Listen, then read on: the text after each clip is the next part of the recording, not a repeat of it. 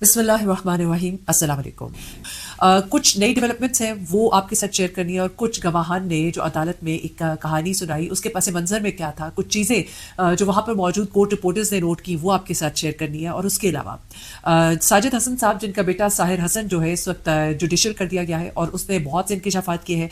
साजिद हसन अपने बेटे के साथ उसे उसकी हिम्मत बढ़ाते जगह जगह दिखाई दिए, कभी उसको गले लगा रहे हैं, कभी उसे प्यार कर रहे हैं, कभी दोनों बाप बेटे हंस रहे हैं। जिस गाड़ी में उनके बेटे को लेकर जाया जा रहा था, पुलिस की वैन थी, उसमें साजिद हसन साहब एकदम से जो है साथ बैठ जाते हैं और उसके गले लग रहे हैं और गाड़ी जो है वो रवाना हो जाती है। वो तमाम मुल्ज़िमान जिन्हें अलग अलग अदालत में लाया जा रहा है, अदालत से वापस ले जाया जा रहा है। तो ऐसे में साजिद हसन साहब के बेटे साहिर हसन के लिए इतना स्पेशल जो ट्रीटमेंट है वो क्यों था। और उसके बाद मैंने देखा कि सोशल मीडिया पर लोग जो है बहुत क्रिटिसाइज कर रहे थे साजिद हसन को कि जो बजाय इसके कि शर्मिंदगी से वो ये कहते हैं कि उन्हें शर्मिंदगी से अपना मुंह जो है वो छुपा लेना चाहिए था, बजाय इसके वो विक्ट्री का निशान कभी बनाते, कुछ लोगों ने कहा कभी मुस्कुराते, कभी बेटे को गले लगाते, उसकी हिम्मत बढ़ाते दिखाई दे रहे। तो इस पर लोगों के एतराज़ात हैं। अब साजिद हसन ने पहली बार लबकुशाई की है और अपने बेटे के इस अमल के बारे में वो क्या कहते हैं, क्या सोचते हैं और इस केस के बारे में और अपने हालात वाक़यात इस वक्त इस बात के मंजर आम पर आने के बाद लोगों का जो उनके साथ रवैया उस पर उन्होंने क्या बात की है वो भी आपको बतानी है। उसके अलावा मुस्तफ़ा आमिर की मौत से चंद घंटे कबल एक बड़ा काम हुआ था। वो क्या हुआ था? मुस्तफ़ा आमिर अदालत में क्यों गया था? अदालत में उसके हवाले से एक बड़ा कदम लिया गया था, वो क्या था? ये भी आज आपको इस वीडियो में जानने को मिलेगा। और आखिरी बात जो है वो उस लड़की के बारे में जिसके बारे में मुस्तफ़ा की वालदा शुरू में तो नाम ले रही थी लेकिन अब नाम लेने से इज्तनाब कर रही है। और मैंने आपको बताया था कि उस लड़की का ताल्लुक एक बड़ी शख्सियत के साथ जोड़ा जा रहा है। बार बार हम नाम नहीं लेना चाहते, उसकी रिश्तेदार भी है। उसकी वालदा ने एक इल्ज़ाम लगाया मार्शा के ऊपर एक बार फिर से, और वो इल्ज़ाम क्या है वो भी आज आपको इस वीडियो में बताते हैं। पहले तो मैं जरा उन गवाहान की तरफ आ जाती हूँ, उन्होंने कुछ बड़ी खास बातें बताई। अच्छा, कल एक और बात जो रिपोर्टर्स ने नोट की वो बॉडी लैंग्वेज थी मुस्तफ़ा की अरमा खान की माजरत के साथ। अरमा खान की बॉडी लैंग्वेज के बारे में रिपोर्टर्स कह रहे हैं कि कल वो काफ़ी कॉन्फिडेंट दिखाई दे रहा था। न जाने उसे किस बात का आसरा है या उसे क्या दिलासा दिया गया है। और ख़ास तौर पर अरमा खान जो है वो जिससे पहले घबराया भी होता था, कभी बेहोश हो रहा है, कभी एक्टिंग कर रहा है। कल भी उसने अदालत में सिंपैथी गेन करने की कोशिश की और उसने कहा कि जी मैं तो 10 दिन से वॉशरूम नहीं गया। तो जज साहब ने कहा कि फिर आप यहाँ खड़े नहीं हो सकते थे। फिर उसके बाद उसने और भी आयमाइशाएं जो वो जिस तरह से करता है, लेकिन जाहिर सी बात है अदालत भी बड़ी समझदार है, जज साहब भी जानते हैं इस तरह के जो मुल्जिमान होते हैं वो जो टैक्टिक्स इस्तेमाल करते हैं। लेकिन कल पहली बार वो थोड़ा कॉन्फिडेंट था। उसने शिराज की तरफ देखा और उसे कहा कि घबराना मत। उसके बाद जब उसके मुंह पर कपड़ा चढ़ाकर उसे लेकर जाना था उससे पहले उसने मुस्कुराकर तफ्तीशी अफसर की तरफ भी देखा। ये तमाम चीजें वहां पर खड़े रिपोर्टर्स ने नोट की और उन्होंने कहा कि ऐसा लगता है कि इसे कोई बड़ी खबर दी गई है या बड़ा दिलासा दिया गया है। उसके अलावा जब इसके सामने 2 वकील लाए गए, एक इसकी वालदा की तरफ से एक इसके वालिद की तरफ से, पूछा गया किसको वकील करना चाहते हो तो इसने कहा कि क्या दोनों को कर सकते हैं? तो कहा गया नहीं, एक करना होगा। तो उसके बाद इसने अपने वालिद के वकील को प्रेफर किया। यकीनन जाहिर सी बात है वालिद इसके तमाम कामों के देखभाल भी करते हैं, काम जो है उनके सारे उन्हीं के जरिए से होते हैं। मुझे जो इनके एक करीबी रिश्तेदार ने फ़ोन करके बताया, यही बताया था कि इसके वालिद का काम है सारे का सारा, अमेरिका से वो हैंडल करते हैं और वो इसको कहते हैं कि एक स्विच ऑफ करूंगा और तुम्हारा सारा काम जो है वो बंद हो जाएगा। तो अरमा खान जो है वो एक तरह से अपने बाप का एक मोहरा है, एक ऐसा मोहरा जिसको किसी भी वक्त वो ऑफ कर सकता है, खत्म कर सकता है, मिटा सकता है। तो बाप भी अपने बेटे से बहुत से काम ले रहा है। मैंने आपको बताया था बाबर सलीम ने भी ये स्टोरी शेयर की थी कि इसके बाप के नाम पे ये कंपनीज थी जिसके बाद इसके नाम पर ट्रांसफर की गई थी। और एक लंबी स्टोरी है जिसको हम कट शॉर्ट करते हैं।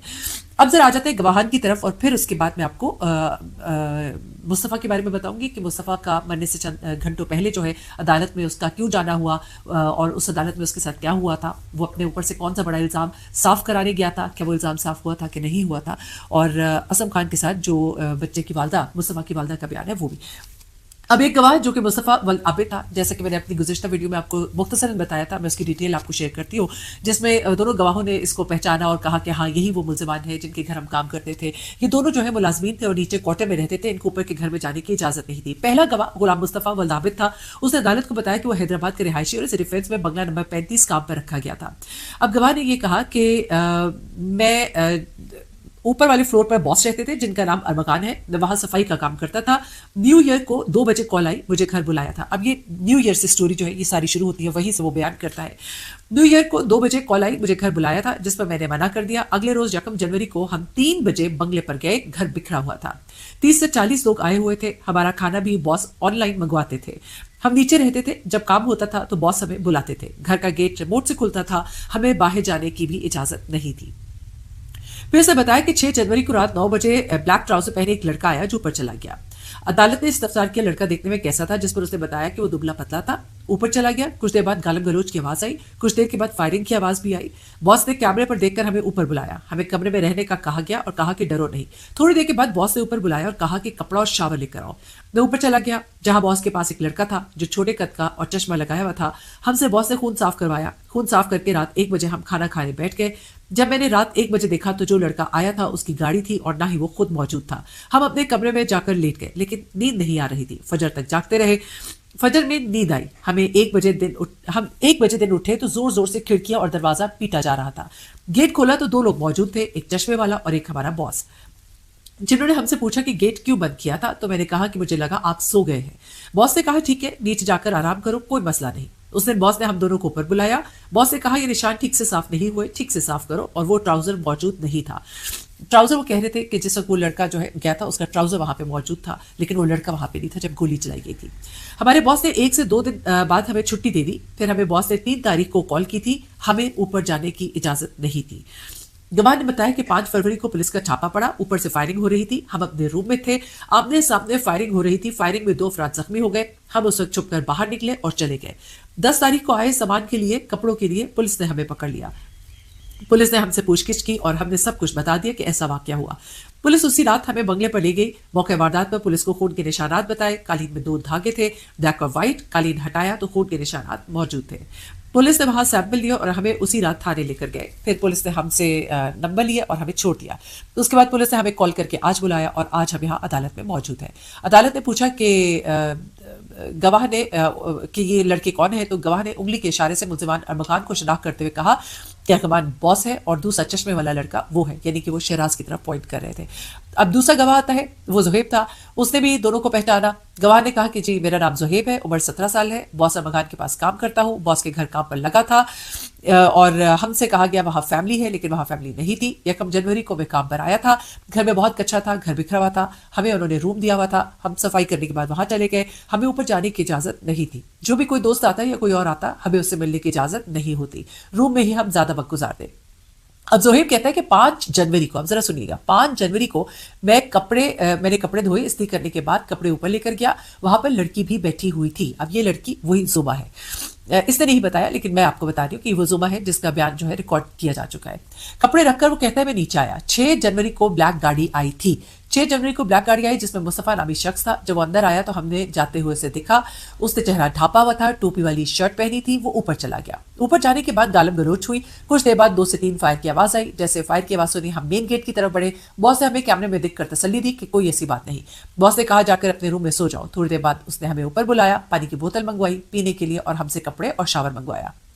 हमसे कहा ये खून साफ करो, रूम में जाकर आराम करो। छोटे कद का लड़का चश्मा लगाया हुआ था, सामने आएगा तो पहचान लूंगा। रात को 1 बजे खाने के लिए उठे तो सन्नाटा था।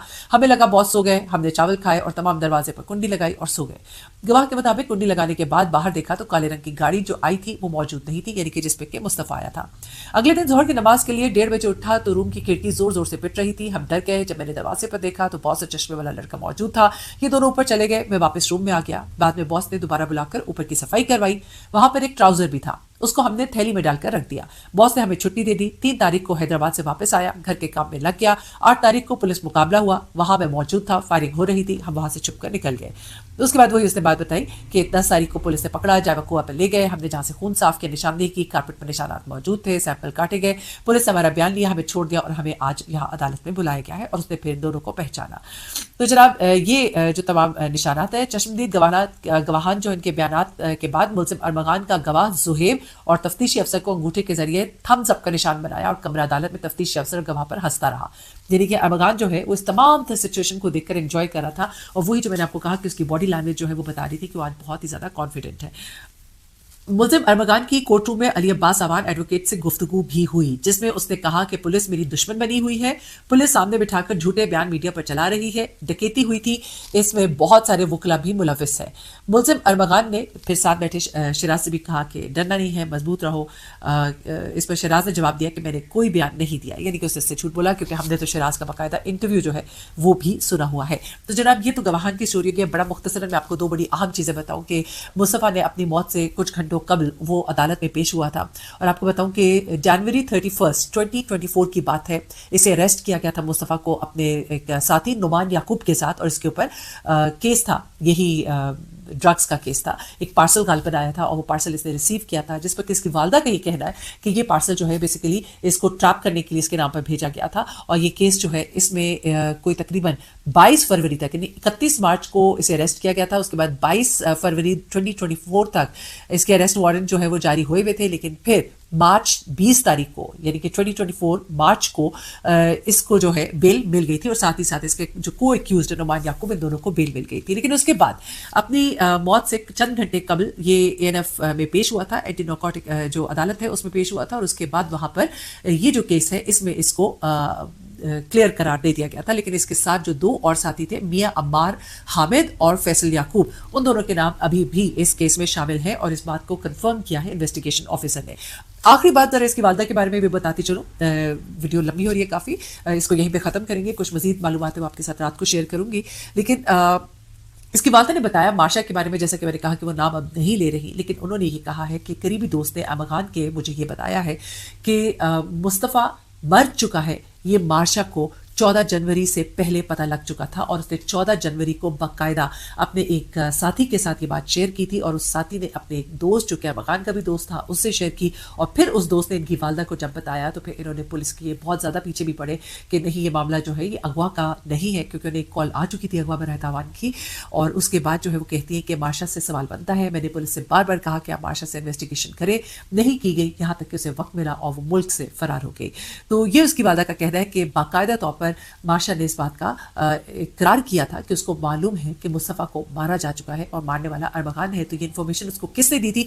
ये बात उन्होंने किसी और को नहीं बल्कि ब्यूरो चीफ असलम खान को बताई थी, और ये बात ऑन रिकॉर्ड है। तो इस बात को भी केस का हिस्सा बनाया जाना चाहिए। जबकि अहमद खान की जो वालदा है उन्हें भी शामिल तफ्तीश करने की दरखास्त की गई है, क्योंकि वो उस दिन वहाँ पे मौजूद थी जिस दिन पुलिस ने रेड की थी और बाकायदा मुकाबला हुआ था। तो पुलिस ने इस बात की दरखास्त भी की है, लेकिन साथ साथ इस लड़की मार्शा के हवाले से भी दरखास्त की जानी चाहिए कि उसे शामिल तफ्तीश किया जाए, क्योंकि वो भी एक अहम हिस्सा है इस केस का, बिकॉज शी न्यू कि व्हाट हैड हैपेंड। और ये इस बात को उसके करीबी दोस्त जो है वो बाकायदा तौर पर उसकी वालदा को मुस्तफ़ा की बता भी रहे हैं। अपना बहुत ख्याल रखिएगा, तो हमें याद रखिएगा। अल्लाह हाफिज़।